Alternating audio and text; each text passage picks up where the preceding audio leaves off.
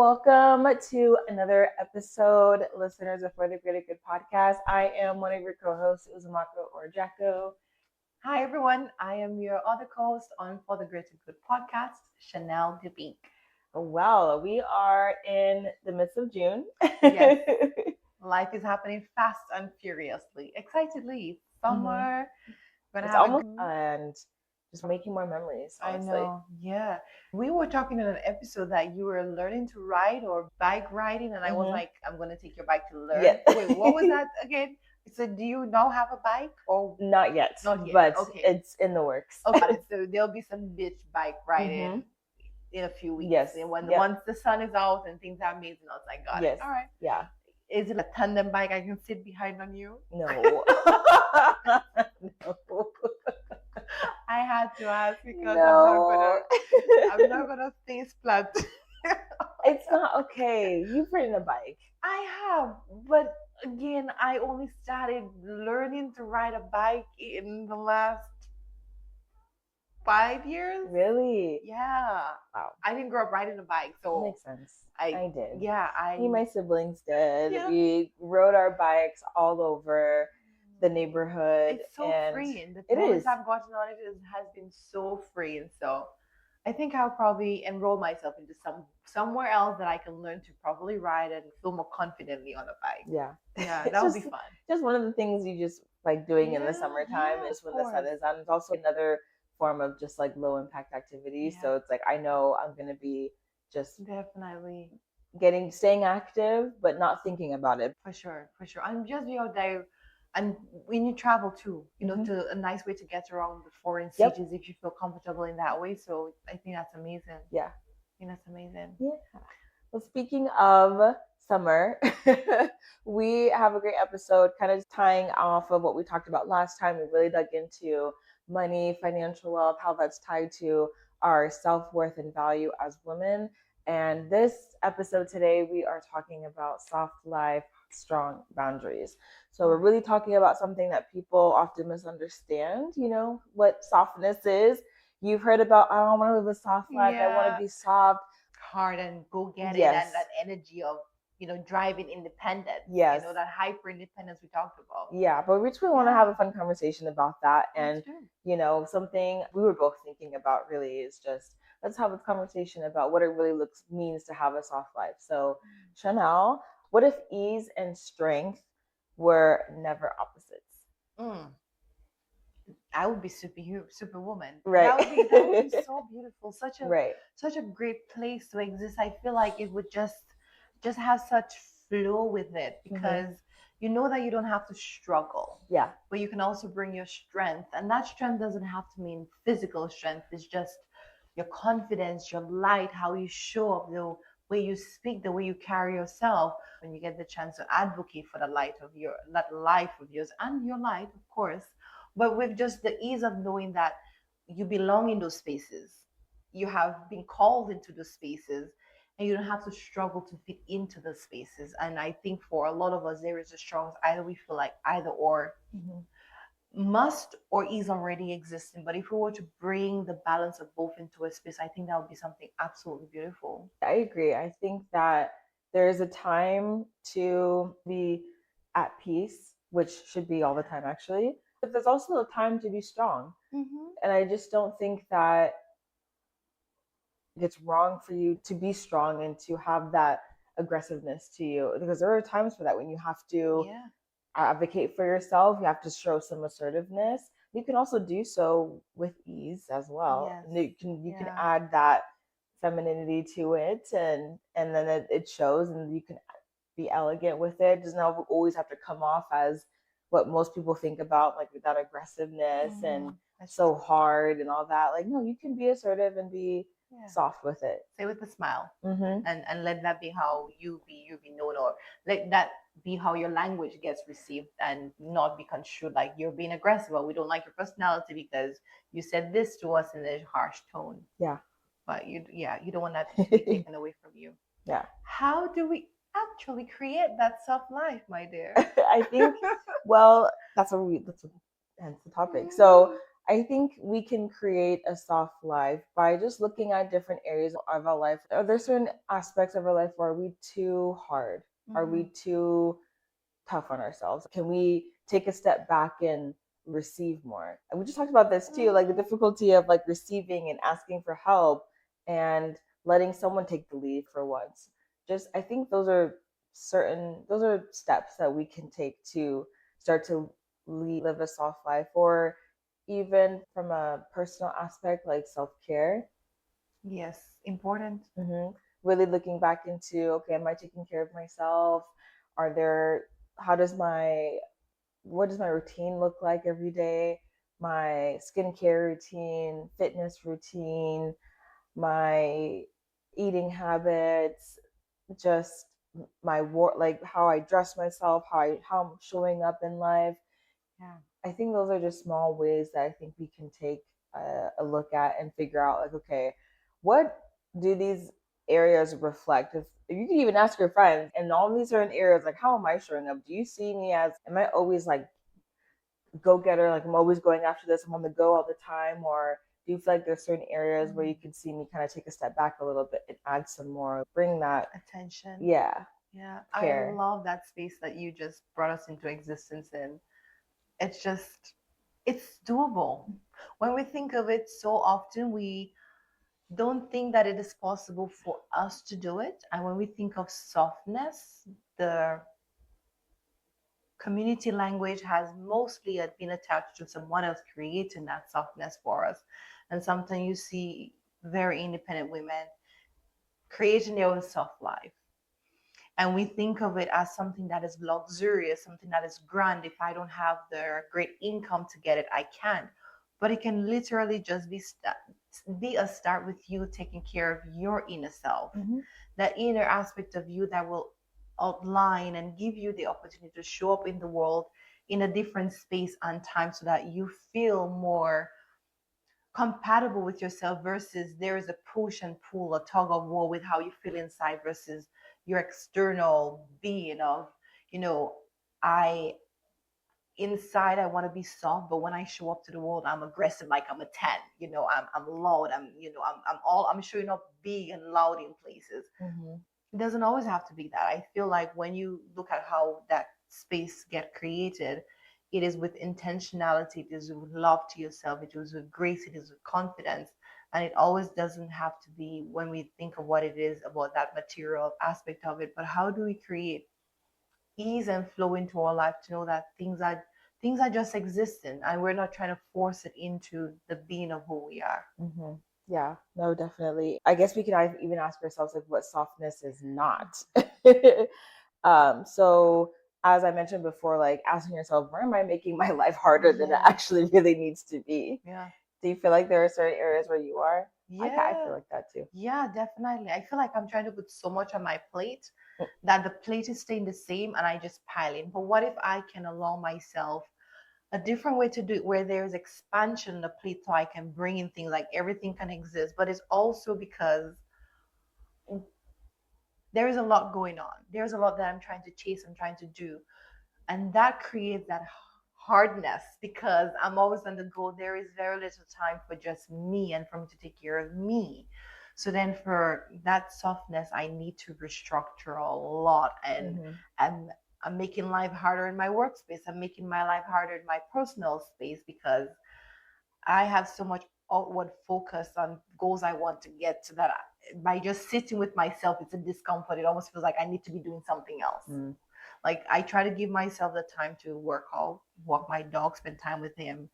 And maybe on a weekly basis, out of all the hours that we have, I would probably say that would be maybe a 10 hours, 10 hours, maybe squeeze a 12. That is probably 12 hours a week I just give a week, not even in like a 24-hour day or a 48-hour period.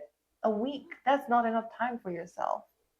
So that's about an hour, or it's more than an hour a day. If it's 12 hours a week. Yeah, that is an hour. It's about an hour a day because I'm really just focusing on the hour I spend at the gym.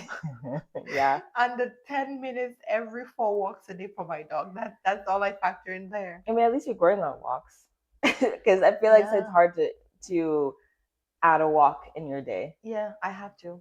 Yes, that's so true. But yeah, I think a restructure is worth it to just not make certain things hard. And it will change. Sometimes the hardness in life exists for a season. And I just know right now that's the season and I have to be uncomfortable with that discomfort. So when one thing ends, I should know that I've made space at the table, but not for something else. I was doing that for it to enhance. What is it going to enhance so I don't add something else as a distraction on the table?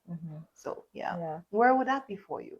I think where I am making life harder than it really needs to be is the fact that for one, I know that for myself, I like change every once in a while. I can be very spontaneous and I can get these certain urges where I'm like, I want to switch things up a bit. So, for example, fitness, that works against me because you have to stay consistent and do the same. I guess you can make subtle changes throughout your journey, but I think because I'm constantly always trying new things, it's going to be hard for me to see any type of progress. But as you said, it's probably a mix of the fact that shuffle happens. Yeah, just new things every once in a while, or just wanting to mix different types of activities into like a routine. So that's an example. I think another area where I'm making life harder probably would be in my professional space, not utilizing my network enough and like asking questions and doing more networking. I think sometimes when you're trying to make a career change, you feel like you don't really know where to start or know what questions to ask, and you just kind of get into a rabbit hole of just doing a lot of research. And so I think I need to just take a step back and just go to an event and just network and ask questions instead of relying on solely myself to do all the research and know all the answers. Because obviously somebody in that field that I'm trying to get into would know exactly versus me trying to just research it on my own. So little things like that. Taking time that could be diverted towards something else. Why do some people only respect us when we overextend? Because they're looking at it on what they're getting out of it too. I mean, it depends. I think when you're just constantly known for always being there, always showing up, or always extending a helping hand, I think some people just get used to that. And I wouldn't say it's like, yes, they respect you because they know that they can count on you, that you are a type of friend that to have in their life where you're going to be, you'll constantly show up for them. But I think sometimes when you're known for doing that, and when something happens in your life and you kind of take a need to step back, I can see how some people who would be like, that's strange. She's always here. She's always that. But I think it's important for people to realize that yes, just because some people are always there, don't expect them to be always there. Sometimes they may be going in, or if you notice a shift, like ask them, like, hey, what's going on? Check in on them. Absolutely. You don't know what's going on. That's a good note. I think because one, they equate that to our ambition. We put also an identity on that. So if you overextend, you match my ambition, you match my drive, you match where I'm going. And so there's respect there versus somebody who's like protecting their boundaries. They might say you're lazy, you're too passive, you're pushover. They might not give you the same type of credit in their space as they would somebody who just overextend. But that overextension, we have to be mindful of how we do it and where we do it, because is it burning us out? Are we giving more where we shouldn't be giving? And does that also bring back respect to our life itself? So it's just ensuring that we're protecting that space. Yeah, it's true. And then talking about strong boundaries and why they matter. Like you mentioned, if you don't have boundaries, people are going to see you as all of those things that you listed. But going into that, I guess, what are good boundaries to have that protect our joy? Boundaries around our time. Yeah. What are some of those boundaries? How you spend your time, where you spend it, how much you give into the different pockets of things that matter to you, because that's your biggest commodity. That's your biggest asset you have to give is your time. Because we can't get that back. We can't get that back. And even though you're like, oh, my presence, but your presence come with your time. If you didn't have the time, you wouldn't be present there. So we have to understand that one is just how is my time being used? who is being welcomed into my space, who is using up my energy, and am I allowing for the room for me to pursue the things that make me happy as well too, and not just selfishly me. Like I just want to focus on me, because we have to be able to show up for ourselves to find some sort of joy and peace in this life and what we're doing. So it's not a bad thing to say, well, I'm going to not be available for this, but I'm going to go to this for me. It's not, there's nothing wrong in that at all. Yeah. I also think it's good to have strong boundaries because it teaches people how to treat you too. Yes. And that can bring you joy because 100. Then because you have that sense of respect for yourself to say, okay, I'm putting this boundary in place so that I'm showing you this is how you can respect my time. There's certain things that I care about, and when people can respect that, then obviously you feel confident and you feel you're happy. You just are at ease knowing that I can set a boundary, I can put a boundary, and there are people that are going to respect that. Yeah. Less stress about to feel guilty that you did not give this person time, you didn't give them attention in your space. But no, it's a matter of, okay, what protects me? And don't feel guilty that you are not able to do some things. Yeah, and not everyone knows, as you all know, like not everyone knows what you need. And so it's up to you to put those in place so that other people can see that and like, okay, and offer what they can to that as well as you becoming that being. Do you have a boundary that protects the soft life that you're trying to achieve? Yes, don't call me after 9 p.m. Okay, good to know. Yeah. People close to me, and if there's an emergency and we have to, absolutely. But if you're not in my space and you're not that close to me, and I don't need to be having a call with you at 10 p.m. At 9 p.m. in the night, do not call me. I'm sorry, I will not answer. My phone will not have you answer. But that is mainly, again, my time. I spend the entire day working, moving life, going in a direction of pursuing things. In the evening, I just want to have something quiet, enjoy it at my pace at the time that I want to, without having somebody else, asking me to give more than I want to give in that hour. Yeah. That makes sense. And I think that's a very respectable boundary to have. No, I don't answer phone calls after 9 p.m. or just, you just have that silence mode go on at that time. And then it just silences like all your notifications and stuff. But I think something that I have to put in place is a boundary, but it's not even a boundary for other people, it's a boundary for myself. I like that. Okay, tell me. To not over explain. Yeah. And constantly saying sorry. Oh, sorry. Yeah. I'm sorry. It's like, why am I sorry? Why do you feel like it's a boundary you have to put in place? Because it's stopping myself from thinking that I need to over explain or to constantly show someone that, this is what I mean by that. So I think that's what that boundary is, telling myself what you said is good. It's not your responsibility to control how somebody else will take it.